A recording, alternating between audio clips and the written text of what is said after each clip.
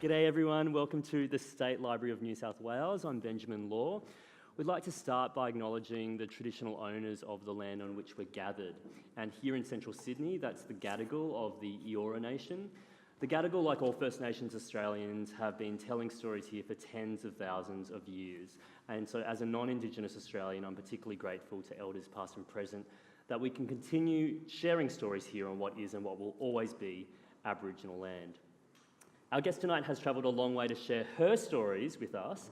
She's one of the most accomplished, renowned and omnivorous performance writers of her generation.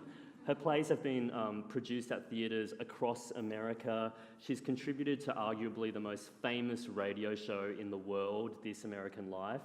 And in her TV career, she's been nominated for Emmys and a WGA award, having worked as a writer, producer, consultant, and showrunner for shows as diverse as Friends, The West Wing, Sex and the City, Big Love, The United States of Tara, and Netflix's hit comedy Grace and Frankie.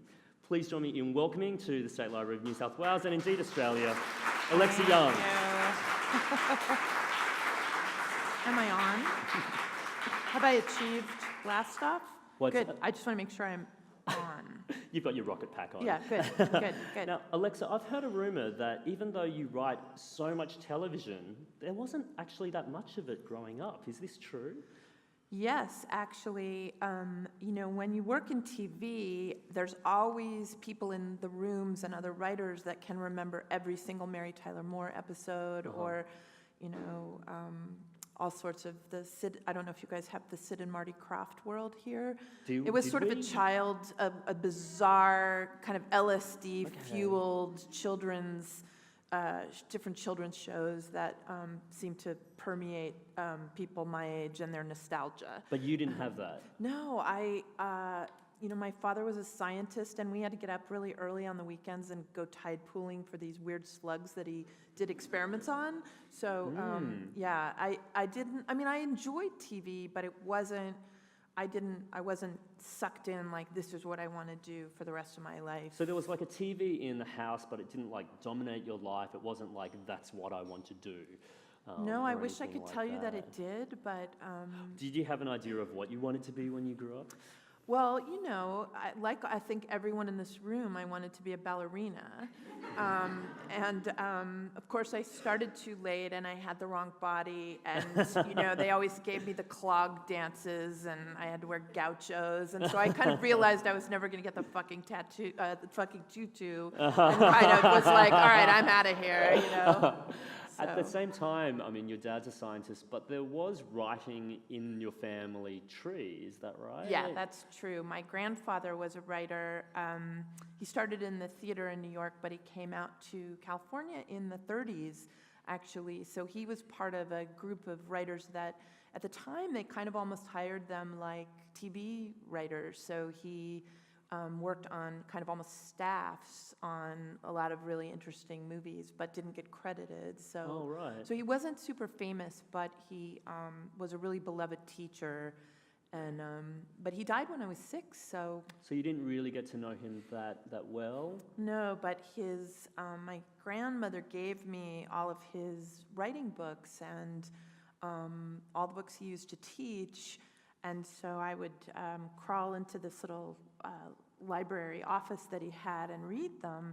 And he wrote a lot of comments in the margins. And so I sort of got to know him and what he liked and didn't like through his comments, which were all really funny and strange little drawings. And but these were kind of like textbooks about how to write. Is that kind of what we're talking about? Yeah, they were kind of archaic books on mostly playwriting.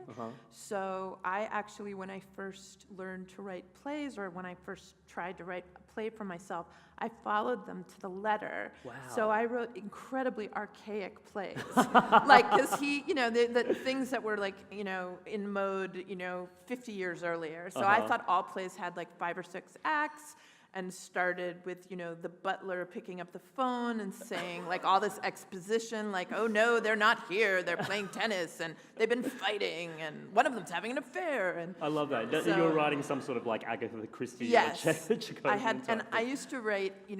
There are when you write, I think TV and movies and plays, there are often parentheticals written next to a character's line, which will try to give you an indication of how the line should be read or whatever. But boldly, sweetly, that kind of thing. Exactly. Although once, this is a weird digression, but I love parentheticals, and they can be insulting to actors. You have to be careful. In theater, I don't use them, but in television, when you really want to help them, get it, and there's not a lot of time to.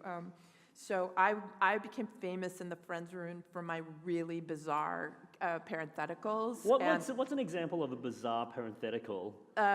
There's an episode where Rachel is dating, I think he's in the building, but it's a guy that they think is homeless. It's the one with the Yeti. And so there was a moment when the actor was opening the door, and I don't remember if it was all three of the women or two of them, but she's been acting odd around him, and they've been sort of whispering, and so he opens the door, and his parenthetical was, "What's going on, crazy witches?" And then his line was, "Hi." And I just got so much shit about it in the room. But at the same time, if you were the actor getting that, you would be so grateful. I'd like to think so. Surely. But when I was first starting out, the parentheticals that were taught in my grandfather's books, it said sotto voce, so if you were whispering, or hushed. So for years, I wrote my first play when I was 11 or 12. I wrote sotto voce, and people were like, "What is that?" Okay, one, I love that detail, but so two... pretentious, so pretentious. I mean, you were writing plays at 11 or 12 using terms like sotto voce. Like, I've just got this idea of you as that little girl in Atonement with the haircut writing the play. What it's kind more of... like Max Fisher and Rushmore. It was not pretty. What were you writing at that stage Oh my and age? God! Oh, it's so cringy. My first play was a very thinly veiled piece about me and my grandmother and my brother called Hocus Pocus and Goodbye. Okay, I would watch that. I don't know what it's about. So but I'd bad. Watch that. Oh my God! It involved the brother would, he loved magic. Anything with magic is like, what? No.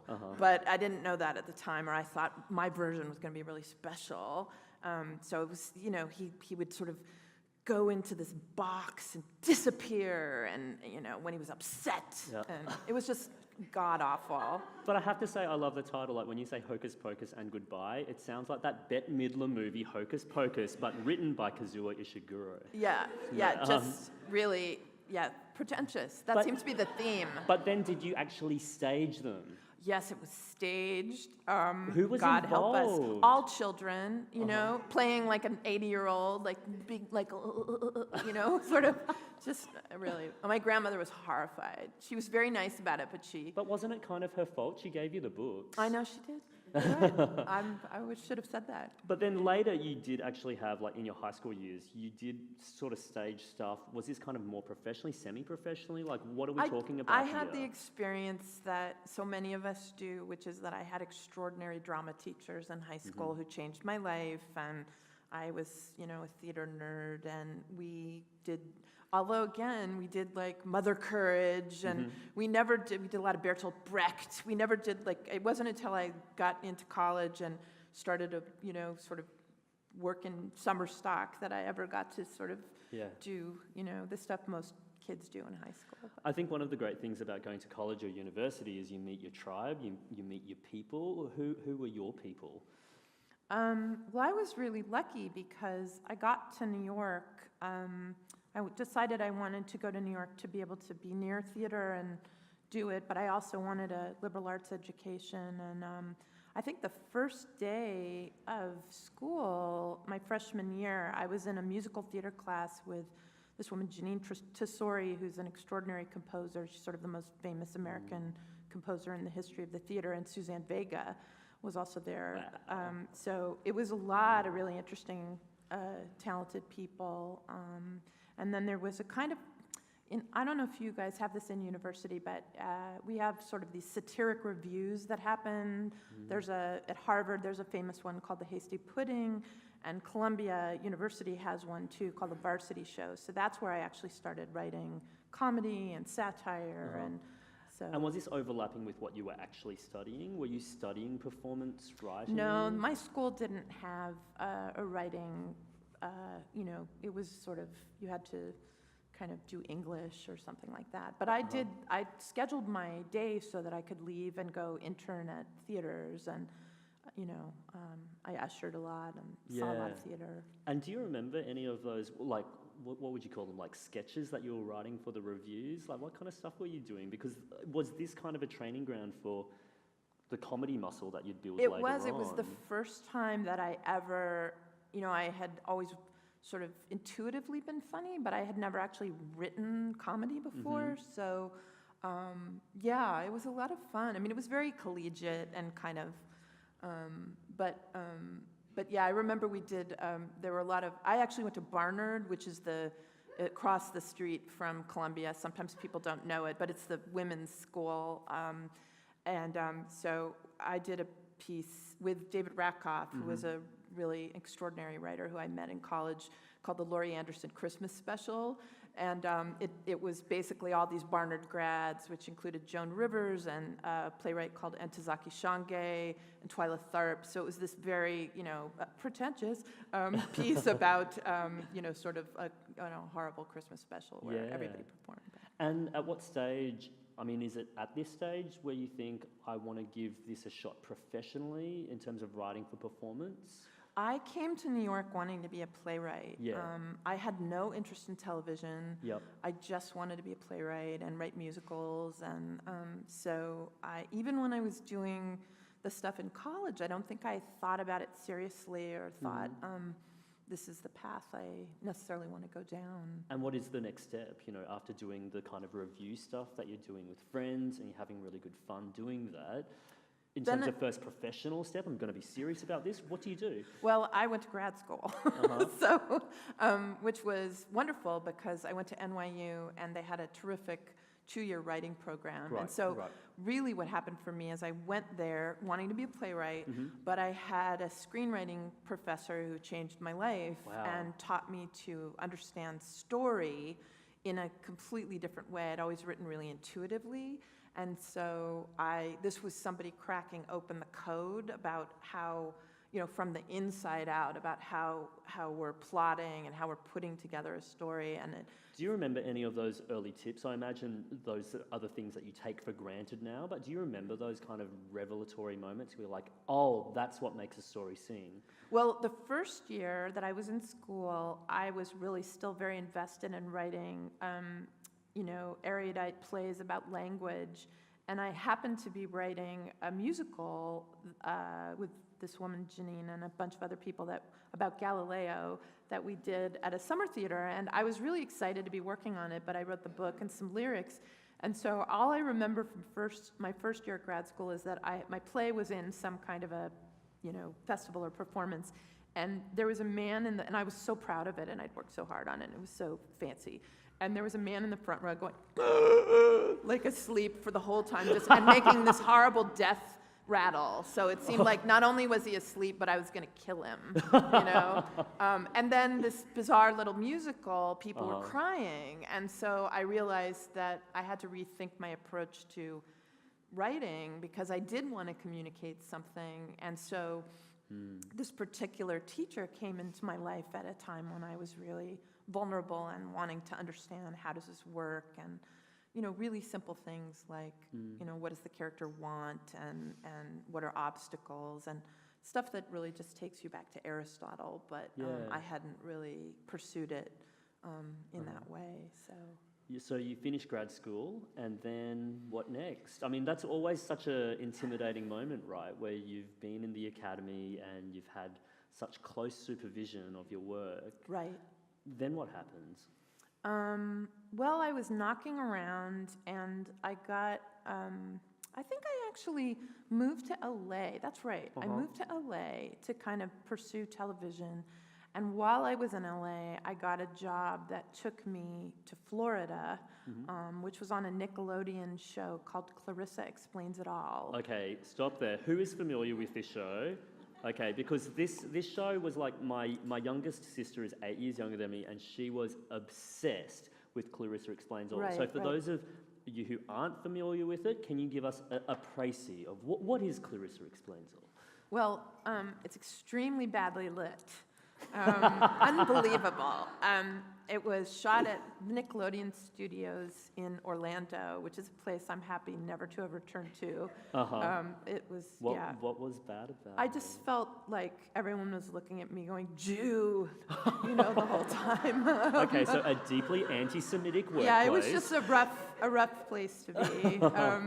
But it was really fun to work on the show. And so it was kind of a sitcom, although it wasn't shot in front of a live audience. And it was actually the first show that, at the time, you couldn't do a show with a female protagonist. It just wasn't done. And so it was kind of groundbreaking because the testing was such that they found out that boys were watching the show. So it really became, even though it was sort of off-network and not well-known, it became a little bit of a pioneer in terms of... And a challenge to the rule that boys wouldn't watch something with girls at the centre. Yeah. What's your job like there? How does it work? What's a day in the life of Clarissa Explains All, or writing for that show? Well, that show is a little bit atypical because my boss was insane. Okay. So... Has that not happened since? Yes, but in different ways. But I do judge all my jobs based on that boss, because I figure if your boss is not throwing a chair at you, then you're doing pretty well. Wow. So it was. There was some good work done, but he wasn't the most stable individual. Okay. So, but you know what? I will say that he hired some of the most extraordinary writers, and everybody from that show has gone on to outrageous success. Yes. Like really special, unique voiced, wonderfully talented people. And a lot of us are all still friends too, because we can all talk about like what angle did the chair come at you? Yeah, you have to compare trauma. Yeah, exactly. But I also think that if this is your first job in the screen industry and someone is throwing chairs at you, like, do you take that as, oh, that's going to be the rest of my life? People are going to throw chairs at me as long as I work in this industry? Or did you know something was Well, up? I had a mentor that recommended me for the job, and it was a really tough situation. It was one of those things where it was the kind of boss who says, I love you so much, you're the only one who understands it, which also means they're going to turn on you. And, actually, I have a little anecdote about that, which is, anecdote, excuse me.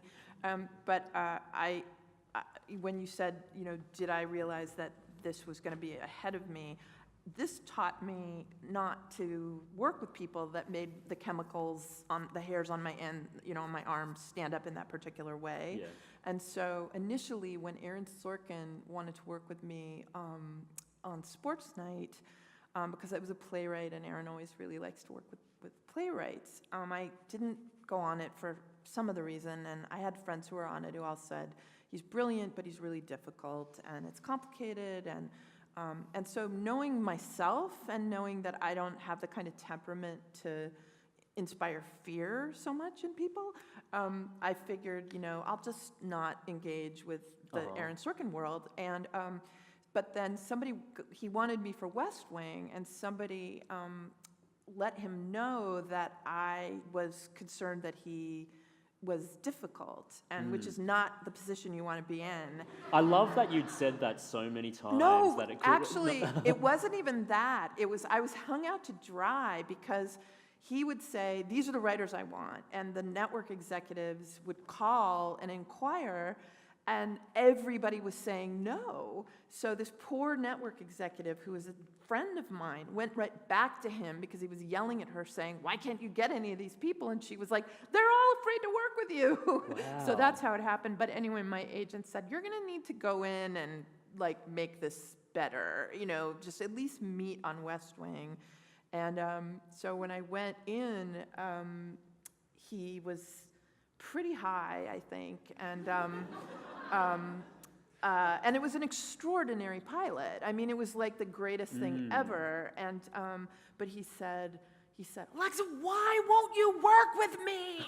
Like that. And in the moment, I said, this is not like me, but I said, it was because I knew from my early boss, but I said, I so appreciate all that passion that you have, but I think when I start telling you what I really think about ideas and things, you're going to call me a and I'm going to cry, and you're going to fire me. So why don't we skip it? Let's just skip it. And he went, "You're right!" And he was like, "But now I want you more." And so interestingly, though, he's the most charming, fascinating man in the world. Can I just say, that is great dialogue just there. I hope people are all just storing that away. But I mean, what's the lesson there? Do we just confront the people who intimidate us, give them the benefit of the doubt, and say, this is what I'm scared of? What was really nice about it is he knew I was right, and we both knew that I was right. And so then when he was fired from West Wing and John Wells asked me to come on, I went to him and I said, "Aaron, are you okay with this?" And he has many sides to him, and many of them are wonderful. And they really are. And he said, "Yes, I want you there. It makes me so happy to think that you would be there, because you're sort of a writer that that I feel like would kind of care about the same things that I would." And so he could not have been lovelier. Have we skipped some steps, or did Aaron Sorkin know you from your work at Clarissa Explorator?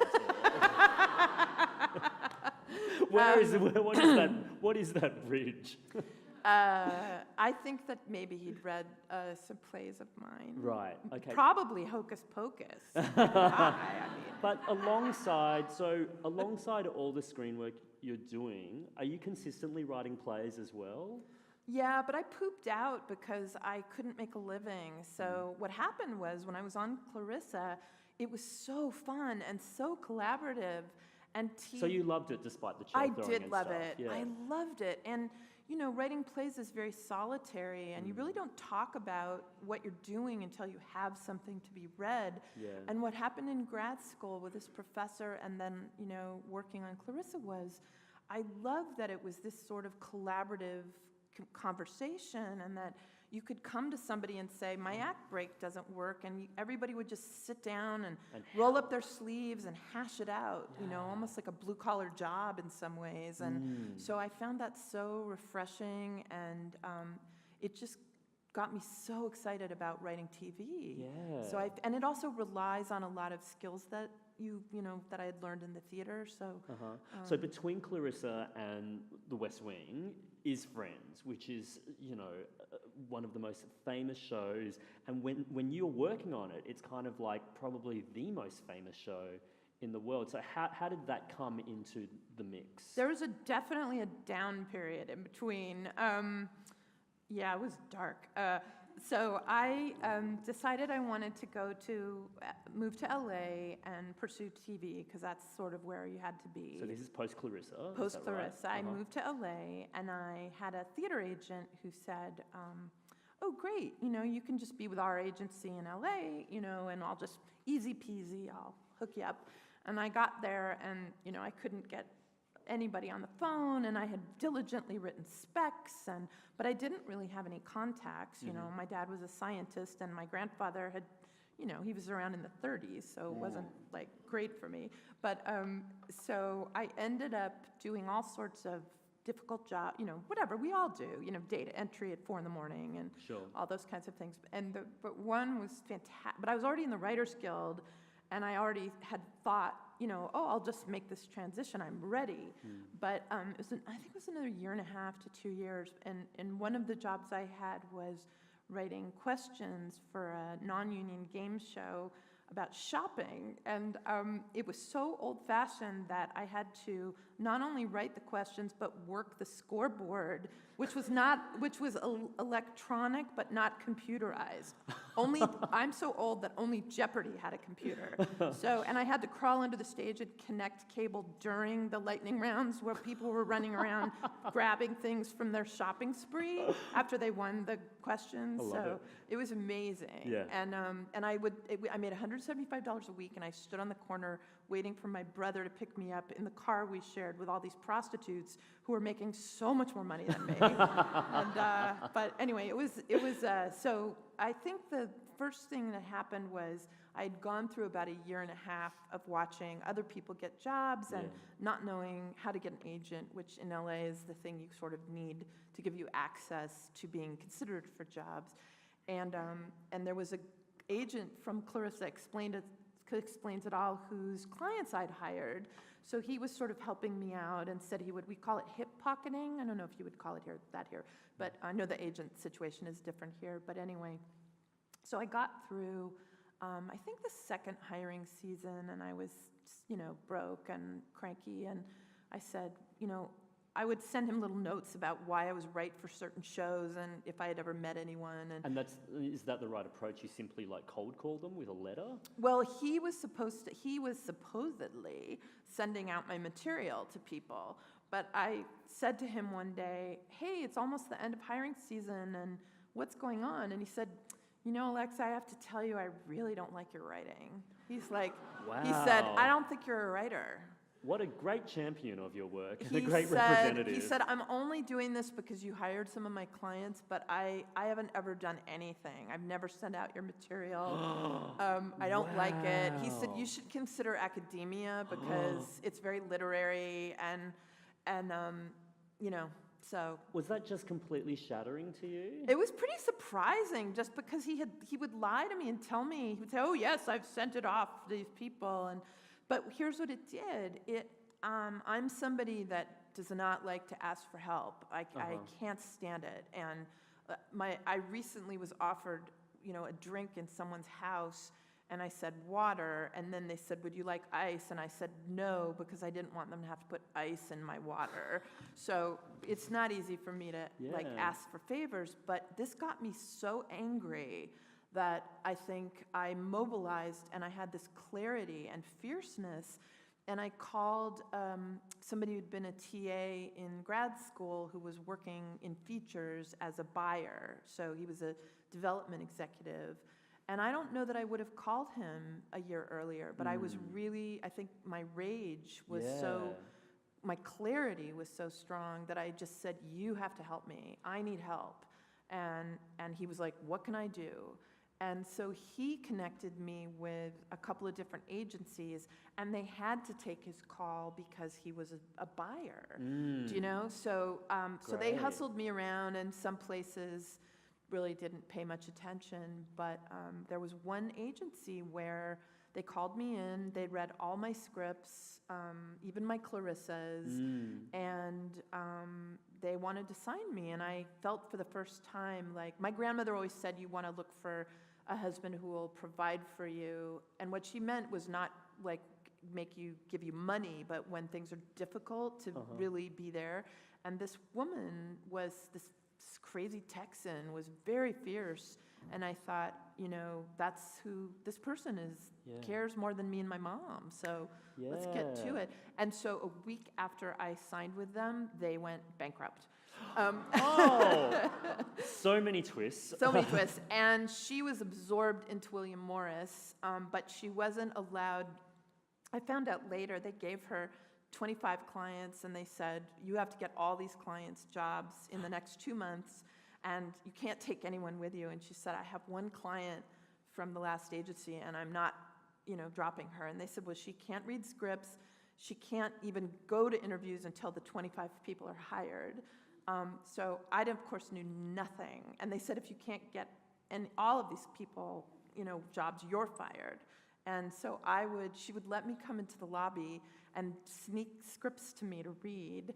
And, so I was like, why is the season going by? And, but then I did get one interview on Full House, which I remember I went in and likened it to a Chekhov play, still pretentious, but I did get the job.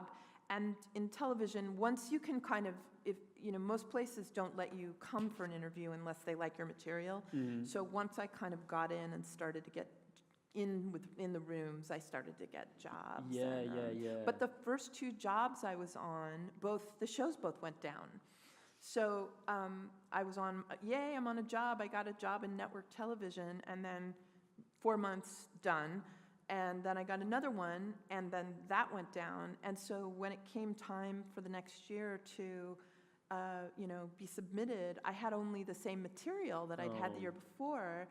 And I loved the Friends pilot. I had, and the year before, David and Marta had written a pilot that I also loved, and I knew their writing, and I just felt like, oh, they're my people, and I want in on this. And there was nobody saying this was going to be a huge hit. It was just words really on a just page, resonated with you. But my agent said, she was like, oh, honey, I can't send your spec material in or your play because I sent it to them last year and they passed on you. So I was like, oh. And then she was like, oh, fuck it, I'm going to send it in, And if they get mad at me, I'll just say it was a mistake. And so she sent it in, and they called me in immediately, and it turned out their assistant had read me and passed on me, and they had never seen my material. Seen your stuff. So that's a lesson. Send it in the second time. Yeah. So. And then that's how the stars aligned. Yeah. And I'm still with the same agent. I have never left her, and wow. we are still together. That period beforehand though sounds incredibly frustrating. Like, how long was that period? It was like maybe 2 years, and I was 30, which I don't mean to sound like I was 30, and I didn't get my start until I was 30. But in LA, there were a lot of people coming out of, the Harvard world and just getting jobs because they knew people. And, and there was no internet. There was no way to research what the hot specs are or connect with people. And the only way to watch TV was appointment television. So I remember I was actually, while I was working on Shop Till You Drop, I was, vigorously working, revising my specs and working, and I finally had a new comedy spec, and there was a Saturday night that I was working on it, and the episode that I'd written aired. Like, the exact same episode aired on the actual show. Not that they had stolen it, but just I'd anticipated an episode for that show. And I called Ann. She's like, nope, honey, you're going to have to write a new one because it could be the difference between you getting a job and not getting a job, and you need to, yeah. Okay, so you land in Friends, which becomes very quickly. As I had been on prior to Friends, I really was, I felt like very lonely because I didn't find the material funny. And it was very odd because you would go down to the run-throughs and all the writers would be going, and I just thought, really? Do we really think it's that funny? And I mean, I'm happy to laugh, but, and I remember saying to one of the writers, did you really think that joke was that funny? And it was the kind of stuff like, there's nothing you can say in a million years that will give, that I'll give you the keys to the car. And then the son would say, here's $100. Okay. That rhythm, that sort of sitcom-y rhythm. And we always say, the story is, my uncle's coming to town and I forgot to tell him I'm not really the mayor. Right. That was the sort of level of. So, but I asked this one guy, I said, well, can you help me? And he said, it's not funny, but I have a really big alimony, and, I want the showrunners to think I think it's funny. And so it was a culture where, you tried to serve someone else's vision, but there was no democracy in the room, and I would never have expressed my real feelings or... I would try to pitch things I thought could be helpful, but they thought I was like a no-talent loser, which one of the guys actually told me a couple of years later. He said, I don't know how you're working out on Friends, because we just thought you were awful. That's a beautiful thing to hear years later. I mean, in a way, it kind of is, right? Well, it's vindication. the thing that was so extraordinary is that I got there and felt like, I don't care if the show is successful because my faith in the process is, it's real. It can be this good, It was the first show I'd worked on where we were allowed to tell the truth. There's two kinds of showrunners in my country. maybe it's true here as well, but there's the ones where you have to agree with them and you have to laugh. And there's the ones that want to know what you really think, and you know, you're free to question or to say, you know, I mean, the thing that happened at Friends is that the staff was much younger than the people who'd created it, so their idea of what was hip was really different than ours.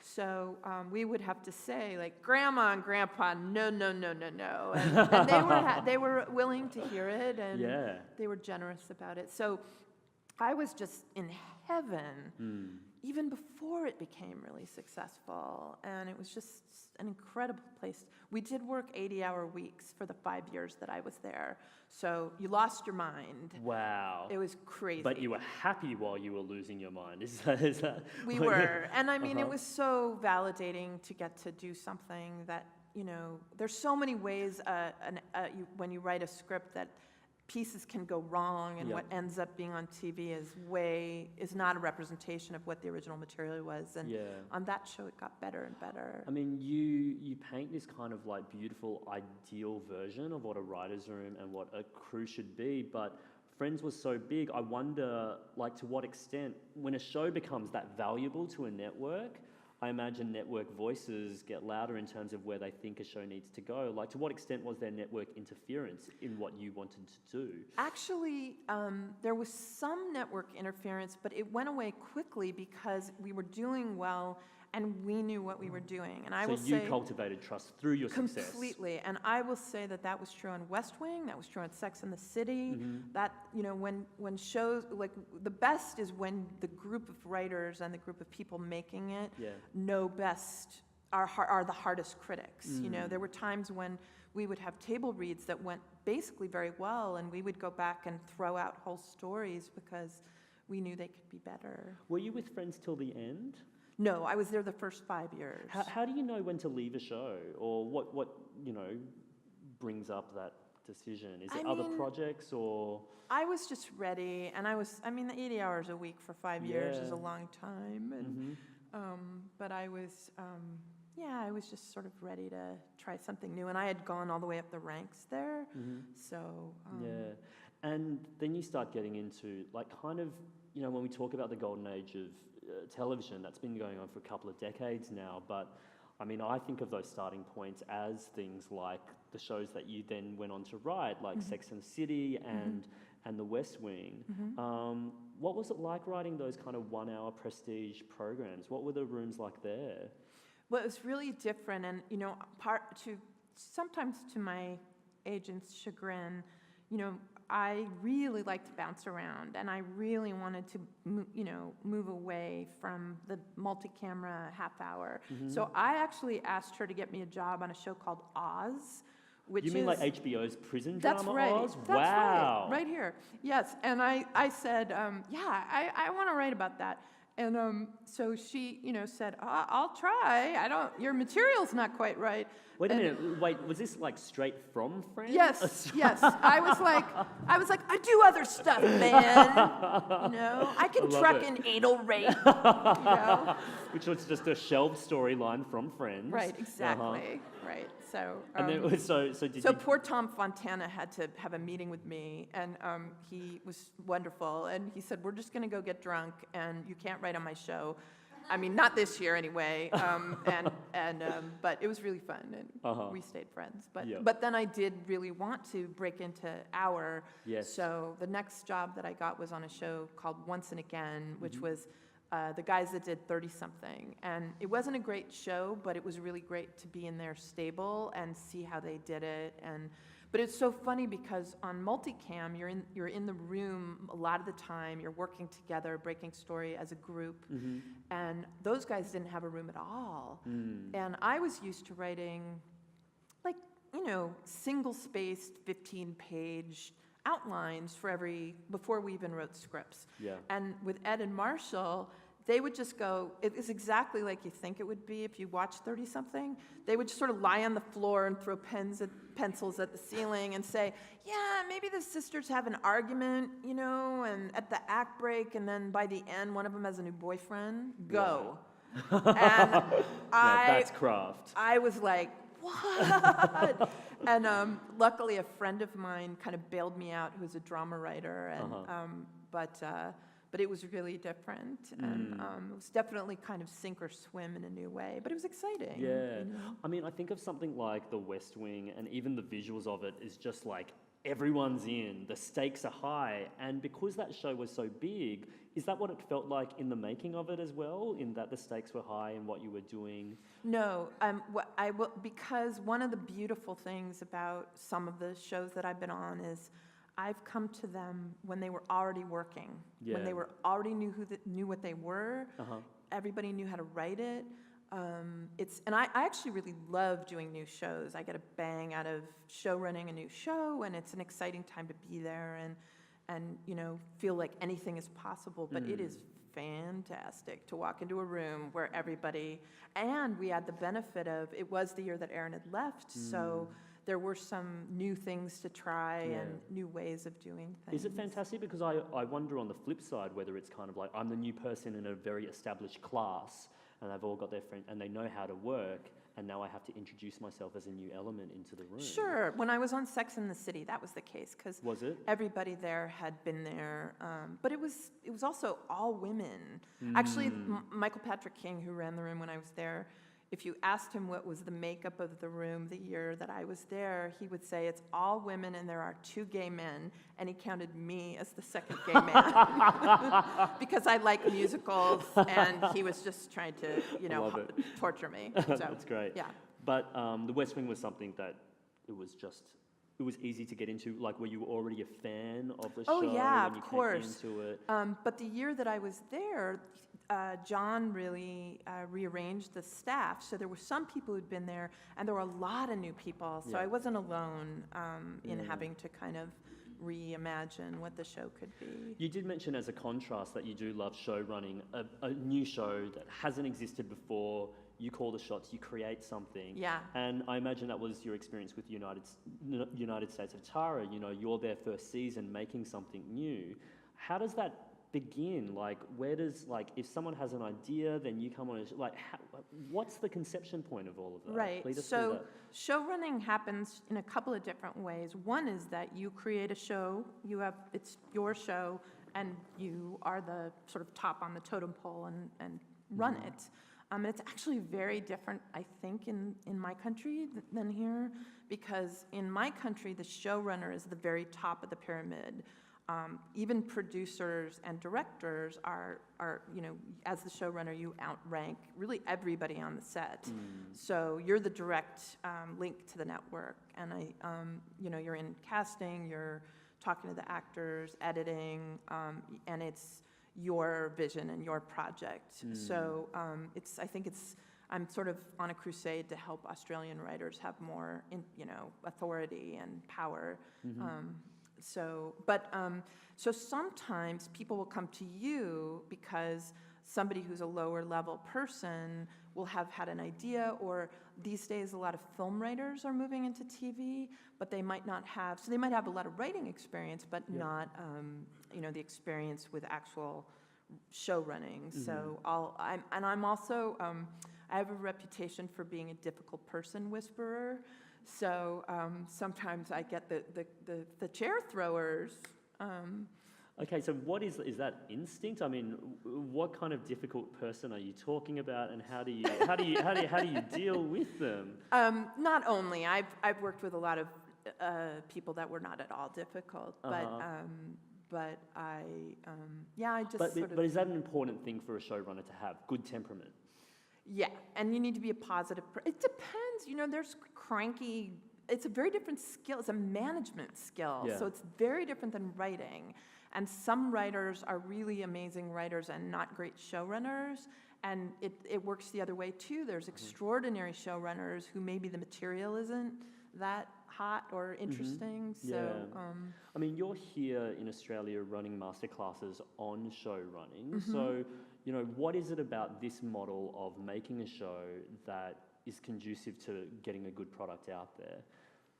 To the American model? Yeah. I mean, as you're having conversations with people who work in the Australian television industry, what are they finding interesting about show running that we don't do here, but now they're hearing from you, and it's like maybe we should be doing that. Oh, well, I mean, I think the big, I mean, don't get me started, but I think the big piece is that writers need to own their own IP. They need to be in control. They need to not be at the mercy of a producer who owns the project, who's pitching it for them.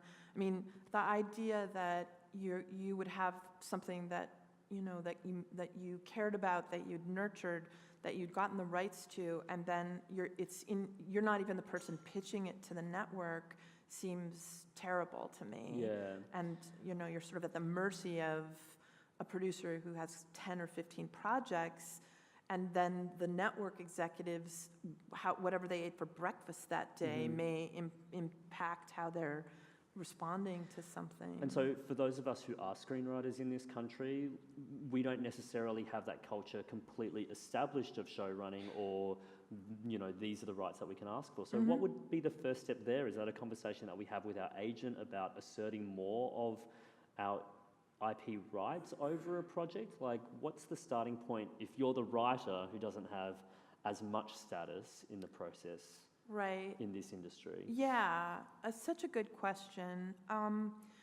So one of the things I'm trying to do is also help Australian writers be able to work more in the States and sell more projects to the US, because there really is a hunger for material, even though, yes, there's a lot of writers in the States, but Australians have a unique voice and a unique point of view, and there's such a history of terrific TV and film over here.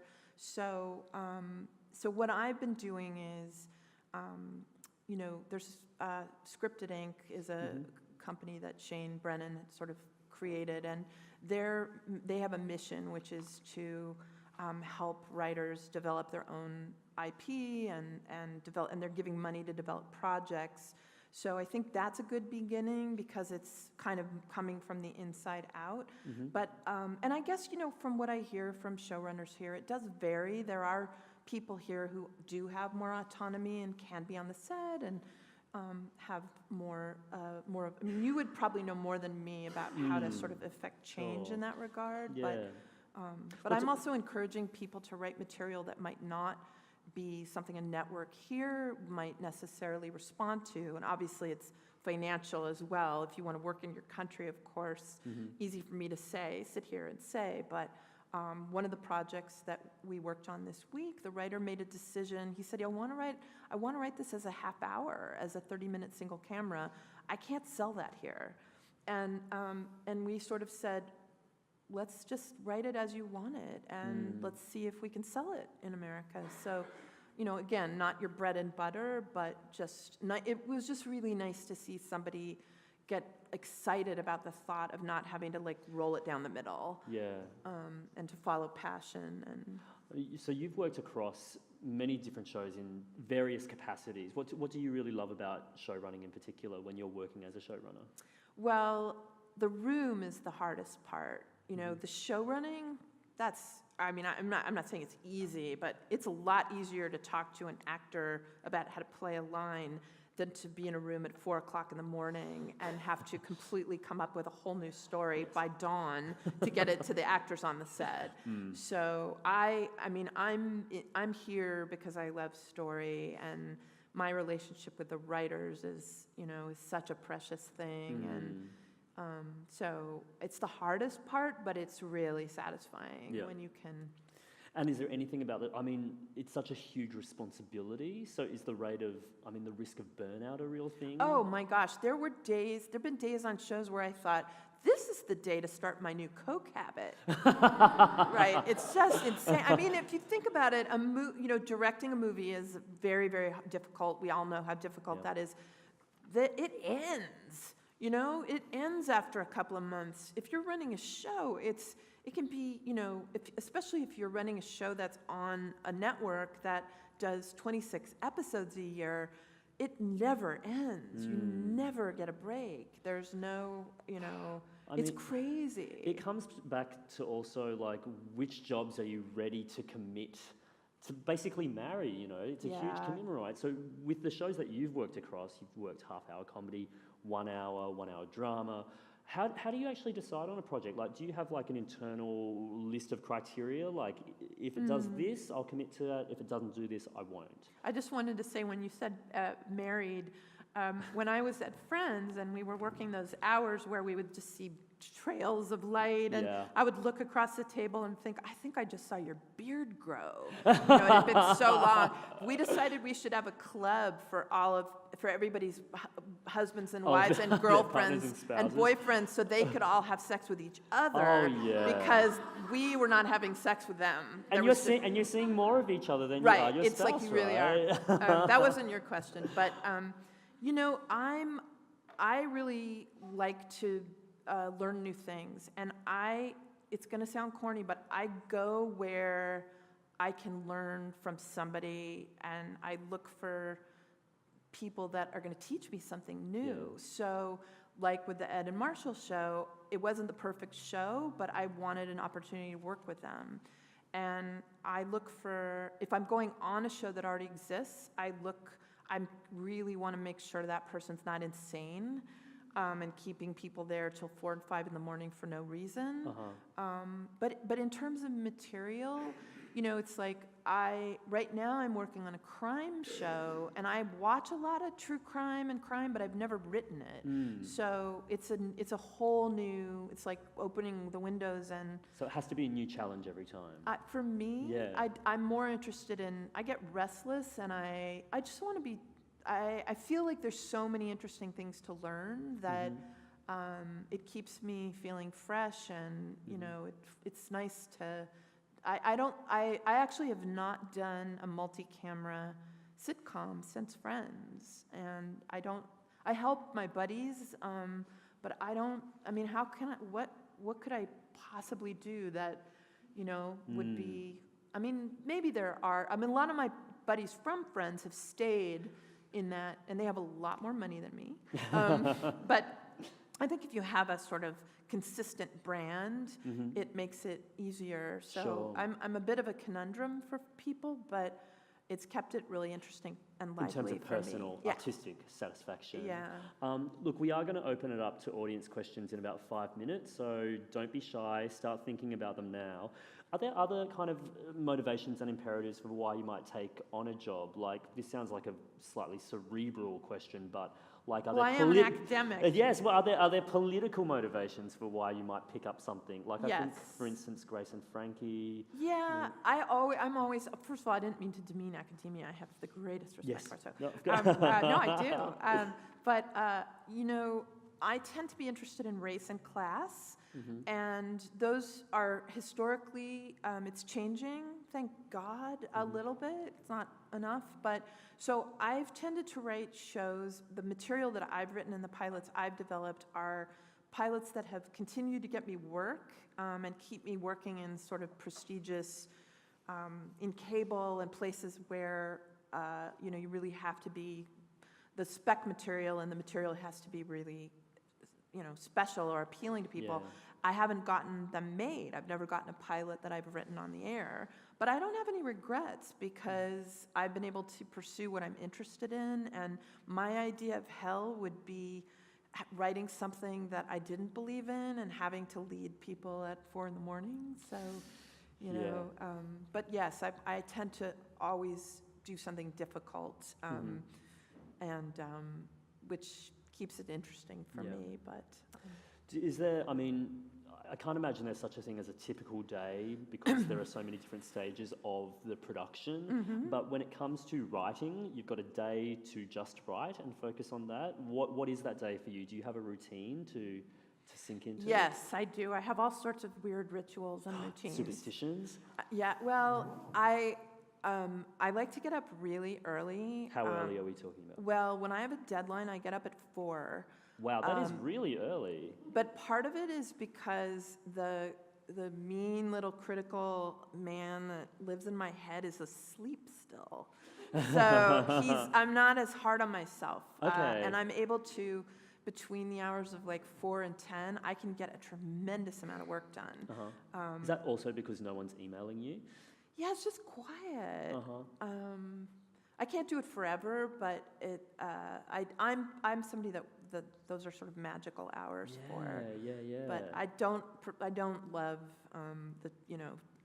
the staying up all night and 2 to 4, and that side of it is less appealing to me. And how do you curb procrastination? Oh, it's hard.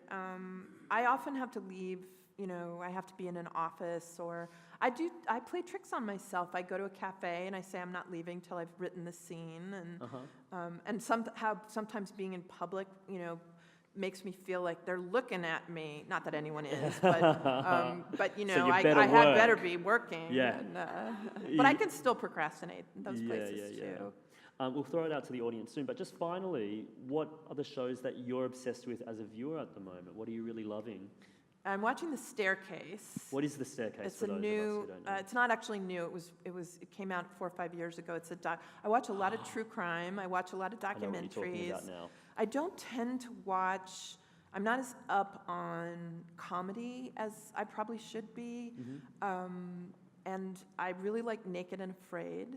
Okay, so this is an amazing show with an amazing premise. What is Naked and Afraid?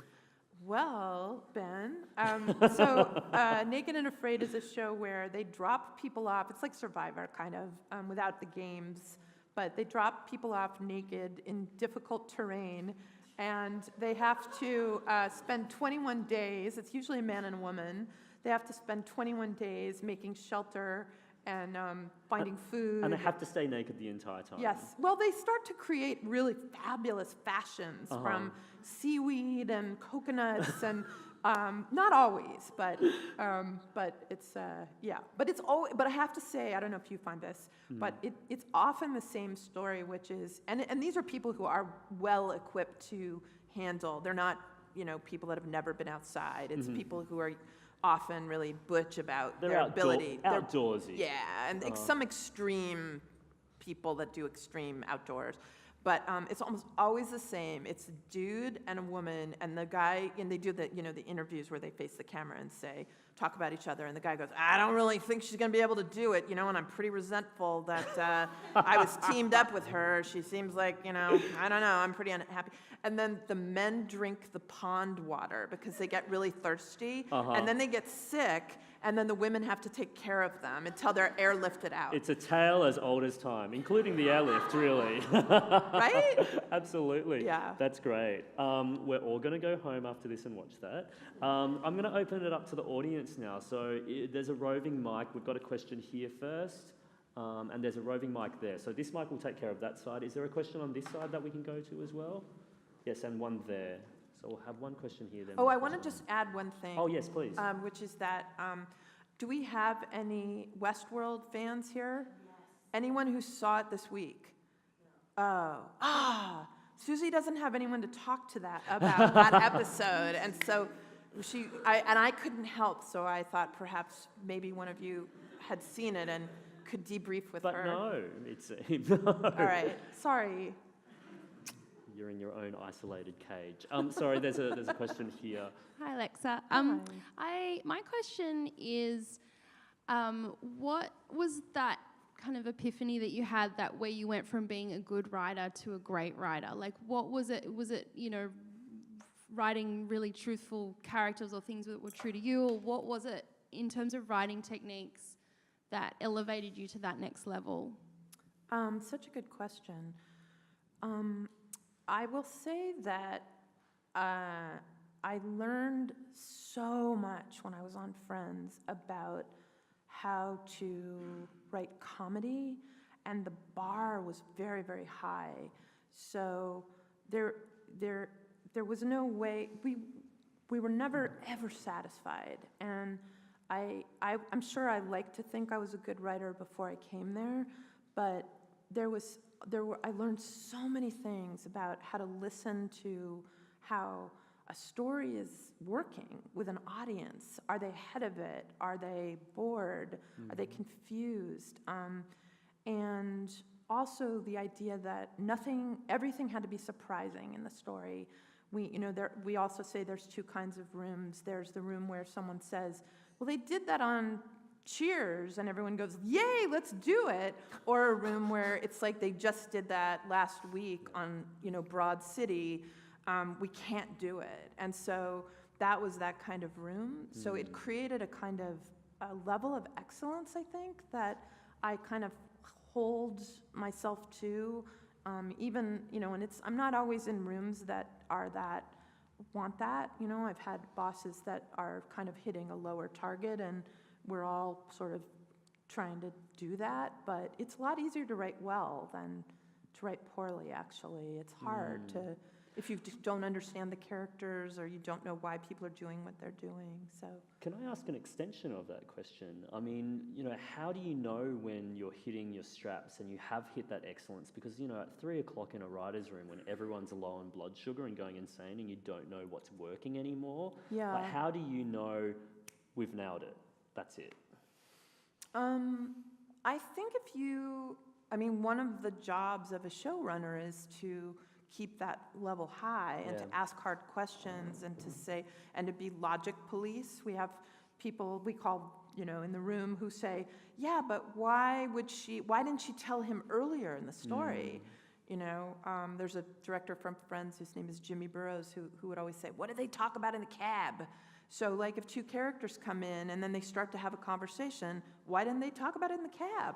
So there's a lot of that kind of, it's almost like when you take a photograph of a subject, you want to look all the way around to make sure before you take the picture and choose what the angle is. So there's a lot of work that goes into it. People say, oh, you just sit down and write. It's actually a lot of discussion. I mean, it's a lot of discussion, a lot of choices. So it's almost like when somebody says, when an executive will say, well, why don't you try it this way? It's like, actually, we already know why that way won't work. Yeah. And I can tell you, that's not going to, you're not going to like where that goes. Because you've already gone down all 26 options. Right. You already know. Yeah. Right. Okay, fantastic. Thank you so much for your question. That's terrific. We have another question over there. Was there also a question over on this side that we can pass the mic to? So we'll go there. Who's got the mic over here? Hello. Hi, thank you so much. You've been so generous with all your information and your stories. It's been wonderful. I was just wondering about Sex and the City and what might have been your favourite episode to work on, to write. Oh, well, I ended up just writing one. So I did work on other episodes that season because there's a collaborative piece that goes into all of it. But I was really excited because it's so funny. Nobody at Sex and the City was married except me. And I sort of fulfilled this odd function of being the person with a child, and actually I didn't have a child yet, and I found out I was pregnant while I was on the show. I didn't want anyone to know. But then one day I was crying during Antiques Roadshow in my office because these people had just found out that their lamp was a real Tiffany, and I was like, and Michael came in and he was like, pregnant. So, but I had a pretty cynical approach to motherhood, and I was very concerned about how it would not be, just that I would really suck at it. And so it was actually really therapeutic to be able to kind of put, like that season, I was the person that was like, I'm just going to think of him like a handbag. When he gets here, he's just going to be a purse that I take places I want to go. And I'm not going to worry about what he needs because I'm going to still have my life. And so it was a way to kind of get out some of my fear and frustration.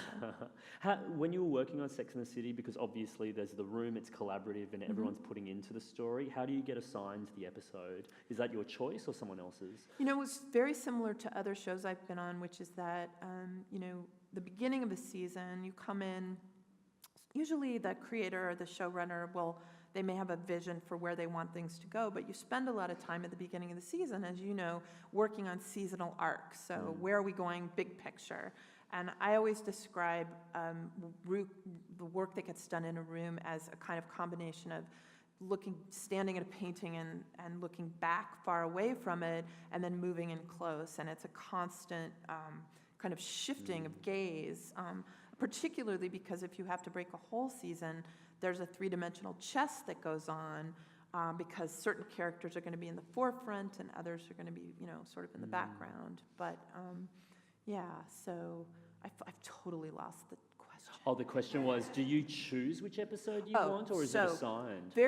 Most shows do kind of, you'll come in and you'll pitch an arc for the season, or you'll pitch an idea for an episode, and I really try to give writers the episodes that they seem personally connected to. So other people might be working on it, but so Michael gave me the episode that was sort of, I had pitched a lot of the story for, and come in with some of the ideas. Thank you so much for your question. Can we pass the mic to, I think there's a gentleman at the back, and then, okay, yes, and who's got the mic over here? Hello. Hi there. I was wondering to what extent the actors affect your writing. You hear on shows like Modern Family, they just let Sofia Vergara talk and they write it down. And, if somebody's, popular, do you write them more? Do you write them in? If somebody's not, do you write them out? Do you write in their physical features once the show's established? Like, how much does that affect what you're writing? It's really important because you can have an idea for what will work for an actor, but if they can't inhabit it, or it doesn't work for them, it just won't work. So Friends is a really interesting example because Courtney was the most famous at the beginning, and yet we couldn't figure out how to write for her because she just wasn't funny initially, if you can believe it, because she's terrific. But so actually, early episodes, I think the first couple of episodes we wrote, we would have table reads, and she couldn't deliver any of the jokes. So we had worked hard to craft these jokes, and they were just not happening. And we even were so horrible as to say that we would come back from a table read and say that it was sort of like Courtney had gone hunting and was coming back with her Jeep with the carcasses of dead jokes on the Jeep. And there was one there was also a joke about somebody having gone fishkin. Like, it was a sort of Popeye thing that she just drove over it so hard. So we would often say, like, Courtney's gone fishkin on that joke. But here's the thing. There was one day when somebody had made a joke about, Courtney herself is very kind of type A. She used to actually straighten the furniture in her fake apartment after a run through. You could find her like setting things nicely. So we started to use actual Courtney to try to, to try to help her. And I happen to have a lot of really bizarre OCD quirks. So I was really excited because I could say, oh, it's just like when you leave your shoes in the hall and they're kind of talking to you and they're like, I'm not going to rest until I'm in my proper place in the closet. And so that went into the show. And then the coaster and, but what was really funny about that was I would get excited and pitch something like, well, no, the comforter has to be this way because the sun is coming up here, and I was born in California, which means the ocean's on the left. And everyone would go, yeah, that's so funny, let's put it in. And then I would say, oh, well, what about like that thing where your trash cans are half full? And they're like, you better dump me now. And they were like, oh, Alexa, we don't want to damn the character. We don't want anyone to think she's horrible and crazy. And so sort of like, well, what do you think? But in that case, we really, and she really clicked into that piece for her character. And then we started to, you start to sort of, the more you get to know people, find what and works especially for them. when you've got multi-series as well, you start getting to know your actors well, and you can play to their strengths. Mm-hmm. Thank you so much for your question. Why don't we find another question on this side before we go to that side? Is there another question on this side of the room at all? No. No. Shy. Why don't we move the microphone over here, and then we've got a question there. Yes. Hi, Alexa. I just wondered if you had nitty-gritty rules on Friends for every episode structurally. Like, was there a certain amount of beats you had to hit for each storyline? Was the A story bigger than the B and C? Yeah, we did. It evolved, and we would stray from it, but there was always an A story, there was always a B story, there was usually a C story and a runner. So it was packed, and we all like a lot of story. I do. I love too, that single camera half hours often feel, people think Sex and the City was an hour, but it was actually a half-hour show. So, but yes, and we often let ourselves have runners that were absolutely bizarre. You know, we sort of didn't follow it, and we would rotate. We had a whiteboard that showed which characters we'd been servicing to make sure that everybody was getting kind of an equal amount of attention. And so if we hadn't had an A story that involved, you know, Joey, we would make sure that the next week he was in the front and somebody else was more in the back too. Were there a certain number of beats per story?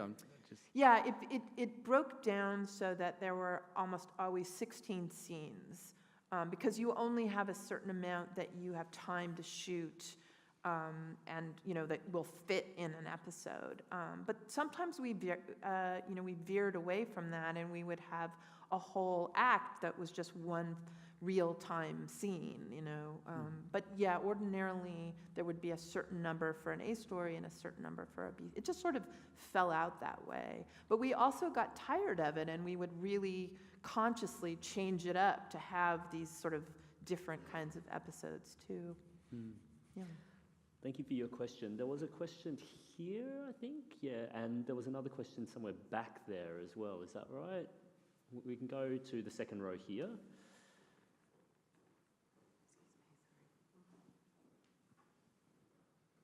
And if you've got another question, put up your hand, because we've still got a roving mic there as well. Hi there. Thanks so much for coming tonight. So I had a question about sort of where you get your inspiration from, because there's obviously tonal shifts between what you write. So we're writing a drama versus writing a comedy. So what do you read when you're writing, or like where do you get most of the inspiration from? It varies. It can be literally like a lot of it's personal. But I always ask myself, how is this more interesting than just something that happened to me? But at the same time, I know that I really, really, when I'm on shows, I really want the writers to be, you do tend to talk a lot about your personal life, or a story that would be relevant that you read or heard, or so there's a kind of practical way that what's going on starts to bleed in. But it depends. Sometimes I'll read something and I'll just think, wow, that could be a really interesting show, or it sort of comes from all different places. Can I ask an extension of that question? No. So, okay, the event is over. Thank you for coming tonight. I got nothing else. So you've got a great idea from wherever, and you're ready to pitch it. Like, what's your first step? Like, you've got this kernel of an idea. Who do you tell? Where does it go? It depends. And sometimes I'll get it from an article or a story or something like that. But I did a pilot about Latina nannies, and I had been wanting to, people come to me to do sort of, soccer mom who's a spy, and sort of a, if you're a woman and you're of a certain age, you get a lot of mom stories. And I just was not interested in them. They all felt really kind of just well-trod territory, but I myself had just had a baby, and I didn't have a big family, and so I became really fascinated in the lives of some of these like extraordinary women that were helping me and saving my ass every day. And one of the nannies that worked for me, she said, "Oh, you can't kiss the baby." We became friends, and she said, "You can't kiss the baby because even though they want the baby to love you, if they think the baby loves you more than them, they'll fire you and send you back to Mexico, and you'll have to be a prostitute." So I was like, "What?" And then she started to tell me about her feelings about the difference between Guatemalans and Mexicans and Salvadorians. And there was all sorts of fascinating racial stuff in that. And then about you don't want to work for the Orthodox Jews because they have 10 children and they want you to cook. But you also don't want to work for these people, Yeah. So it became this way into this world that... And when you talk about your obsessions with race and class, this has got everything. Yeah, so I basically did a show which was like how to manage white people from the nanny's point of view. Yeah. But I used my relationships with these actual women in my life, and Gloria, who was the woman that first started to teach me, she would take me, we would go on this bus that started in downtown LA and went all the way into this sort of affluent neighborhood on the west side, and she would help me, and I would interview women and ask them to tell me stories, and she would say, it's okay, she's not from the INS, you know. So it starts with kind of acts of journalism, in a way, a little bit, to develop your story. Yeah.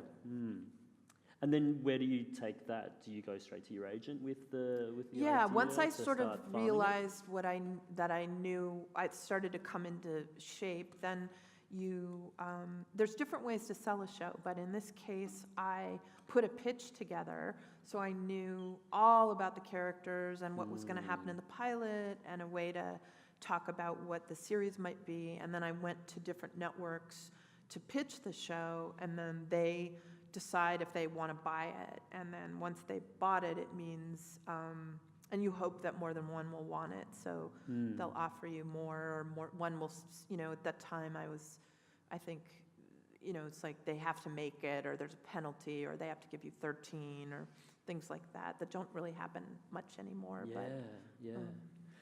Any more questions?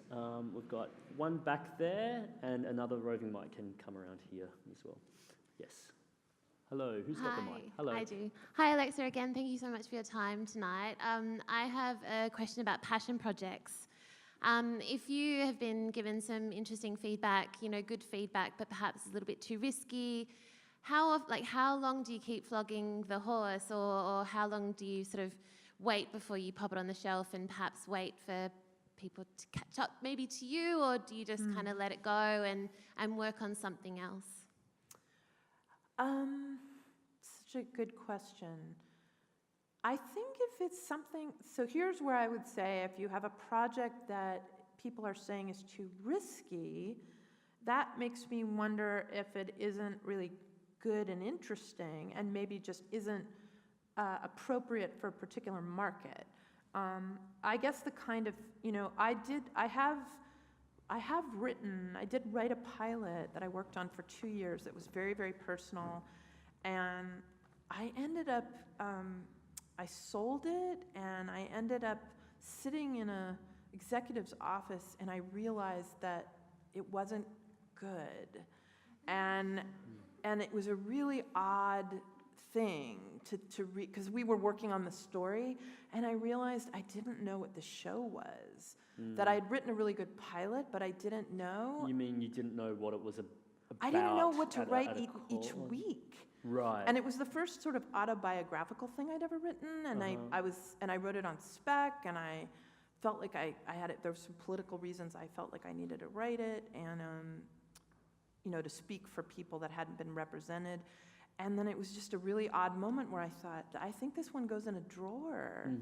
And but I would say, if you're still interested in it and you're still passionate about it, maybe you need to talk to some different people and see if the question is it risky, or are there problems with it? Are there story problems, or are people not receiving the thing you're interested in? Well, have you had the dynamic where you have really believed it is good, and it's going nowhere? What do you do in that situation? Or have you seen colleagues in that situation where it's like that should have sold, or that should have been picked up? Oh yeah. I mean, there's so many. There's a program that we have in LA where it's like a dead pilot night, and my friend Andrew from Friends started it, but it's readings of pilots that didn't get shot or made. I mean, there are extraordinary works that did not get picked up, and it's just heartbreaking. Like how many? There's not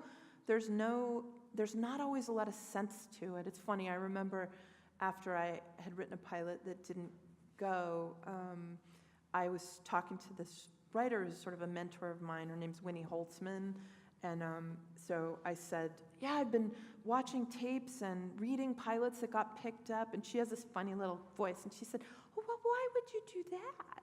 And I said, well, because I want to learn what people want. She said, oh, you're not going to learn anything.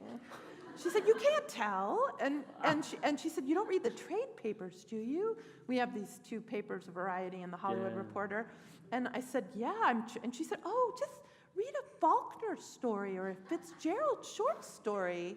your career will be the same. And so that's how I approach it. I try to let my friends who've written beautiful work know that I appreciate it, but the streets are littered with wonderful writing. I'm sure it's here too. Yeah. Is there a way to make kind of something that you abandon as a script find new life in other ways? I mean, Sure. you write across platforms. Sure. Yeah, of course. And sometimes you come back to something. I think that happens too. People will turn something into a movie or a play. Yeah. So, absolutely. Thank you for your question. Who's got the mic there, and who's got the next question here? Oh, well, quite a few people. Just, pass the mic on to the next person. Why don't we take the question? Yep. Thanks. Has binge watching and like the way that people have changed the way they watch TV affected how you think about writing? Yeah, hasn't it changed it for you guys? It's totally different. And it's different. I think it's fantastic. I have to say, I love this new relationship I have with my computer, that it's on my stomach and I have my popcorn. It's just wonderful. I mean, it is. I mean, and also I always like serialized storytelling, and one of the things I think is, it's a different business model. You can't be mad at your car because it can't fly. So, network shows are about syndication in my country. They're about getting to 100, and that means if it's syndicated, it has to be able to play out of order, right? You have to be able to watch a sitcom and be fine whether that's just sort of what syndication is. But I love the fact that these days storytelling is serialized and mythology matters, and there's some nice middle ground where you sort of hope that, yes, it could be enjoyable if you hadn't watched the one before, but at the same time, I don't know, for me as a writer, it's like you get to write a long movie as opposed to, a sort of, it's the camping episode or the class reunion, that kind of thing. Thank you so much for your question. Where's the mic over here now, and can we pass that mic to someone else who has a question? Yes, hello. Hi, Alexa. I'm curious as to your opinion as to whether you think it's an advantage or a disadvantage to be a woman writer in this day, and whether that's different from 20 years ago. Advantage is an interesting question. What about representation? I mean, we know across the industry that within the realm of direction that there's a dearth of women directors. In terms of writers' rooms? It's getting better, but it's 17%. So for writers? Women writers, wow. Yeah. 17.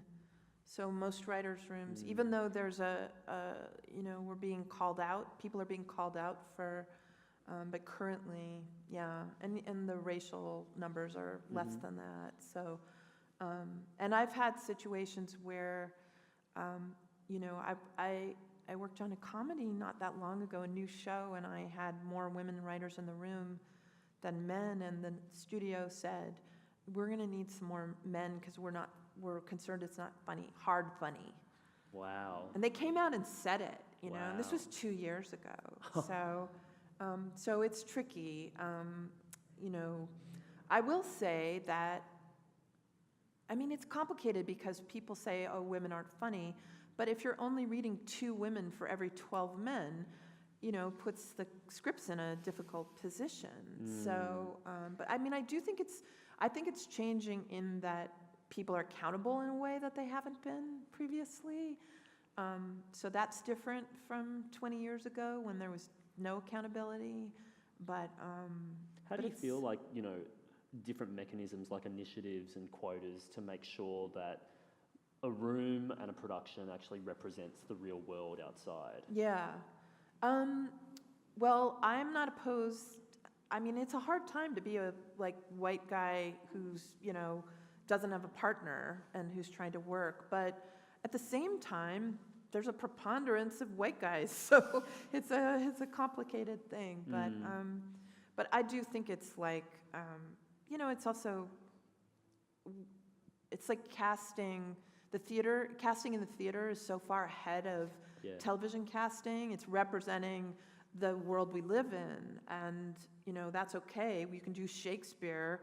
You can get Black Hermione on stage. Right.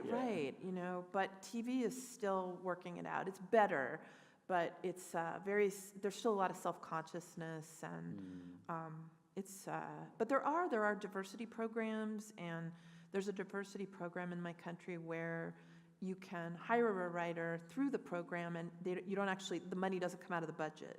So it's, it's sort of a free writer in terms of just, but it's also part of how a show's conceived of in the beginning. Do you know? I feel like you have to be thinking about the components and what kind of room do you want to have, and there isn't enough representation of women over 40 in rooms either. Grace and Frankie, Marta really worked hard, but I think I was probably the oldest writer on the show, and so there are other people out there, but. Thank you for that question. I think that's a conversation that's going on here very strongly too. So I appreciate that you brought it up. We've got time for 2 more questions. So who's got the mic now? And if someone else has a question, put your hand up and we can get that mic over. Hi, thanks so much for sharing. I was just wondering if there's anything you would tell your younger self, or that you wish you knew when you were starting out? That's such a nice question. And I've never had so many people thank me before they asked a question.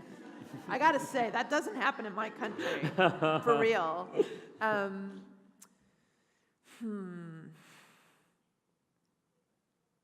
I think, it's funny. I don't have any regrets in my life. The regrets that I have are about my own self-esteem and the way that being critical of myself limited me or held me back. So, when I was in early on when I was in writers' rooms, there's a way that men collaborate that is different often than the way women collaborate, and in a comedy room in particular. So I would come in and say, well, what about a joke area where she's doing this and he's doing that? And then a guy writer would come in, and it was almost like I'd set the table, and then a guy writer would come in and hit the joke, sort of sail away with it, and everyone would laugh. And the way you remember who got a joke in is by the laughter, not by who set the table. And so I think that I wish that I had, I did start to realize this, and I would, because I'm not as, some people have a facility for just nailing the joke sort of out of their mouth, and sometimes I can, especially if I'm drunk. But but a lot of times I have to sit with it and kind of look at it, and so I often used to hate myself for not being able to land the joke, when what I really needed to do was sort of sit quietly and wait to talk until I had it. But I will also say that I like a room where everybody gets to set the table, and I don't listen that way. I don't judge a show by who's landing the joke. I judge a show by who's contributing and overall contribution and stuff like that. But the thing that I just wish that I had not been so down on myself about sort of, I think I got in my own way about being critical of myself. So that's the piece I wish I could, because a lot of times, this sounds horrible, but a lot of times, a guy will just put it out there and not go, well, I don't know. It's just like, they did put it out there. So, like when I go to interviews and people say, would you like a water? I would always say no, because I would think, that could be me at that table, And then I would think, a guy would take a water. Yeah. So I always tell people, like, With take ice. the water, take the water, take the sandwich. And even when you walk into the meeting, you're going to feel like, I took the sandwich. Yeah. That's great. It's a great answer for a very excellent question. Thank you so much. Was there one more question anywhere? Yes, just here. Why don't you just use your diaphragm? Or is the mic coming over? We can pass the mic over. One last question. sorry, I'm asking a second one. For those of us Aussies writers who aren't in a position to go to LA, at least at the moment, what do you think is the best strategy? Is it, writing and creating our own web series and trying to get traction that way, or just keep trying to get a representation in LA? Like, what would you suggest is a good strategy for Australian writers? One of the amazing things about the time we live in is that a person can create a web series, I mean, there are people whose jobs it is to, at the networks, to track web series and to track things that are podcasts and other things that are going on. So I don't mean to sound disingenuous, but it's, I think one of the things I feel bad about for actors is that they sort of have to wait to be hired. They can't just create something, and we get to actually write something. So I tend to feel like being entrepreneurial is actually a really strong place to operate from, and just makes you feel better than sort of feeling like I always think that sort of Hollywood, and I'm sure it's a similar analogy here, sort of replicates the worst elements of dysfunctional family. So you're sort of like, love me, and it's anything you can do that feels like you're making something and, you're moving yourself forward in a proactive way. I would say go for it. So bring them to you if you can, and don't be apologetic about asking them to come see you, whether it's a reading of something that you've written, and or just, I don't know, I also feel like another thing that I tell people is, in my country, it used to be that showrunners and executive producers had assistants as part of your deal, and that's not the case anymore. So this sounds odd, but I will tell writers that feel sort of like they're stalled out to find somebody that they're really excited about, whose work really excites them, because in my country, if a woman reached out to me and just said, I knew she wasn't sending a form letter, that she actually knew who I was and said, can I do research for you? And I hired her, and she's a writer now because she was so indispensable to me that I started to bounce ideas off her, and then over time I recommended her for a job, and she had worked on a spec. So I think ways that can keep it interesting for you too, but just not so you feel like a victim of the system. Yeah. That's great. Thank you for your question. That's a great note to leave on. A lot of you have come tonight because you're members of the Australian Writers Guild. The Australian Writers Guild represents screenwriters and playwrights in this country. If you're not a member, the Guild puts on events like this and panels, conversations, debates and discussions throughout the year. So sign up, come along to them. We'd like to thank our other sponsor here, Foxtel, and of course the New South Wales State Government and the State Library of New South Wales for having us. But could you please join me in thanking our wonderful, wonderful guest tonight, Alexa Junge. You guys were fun. Thank you so much.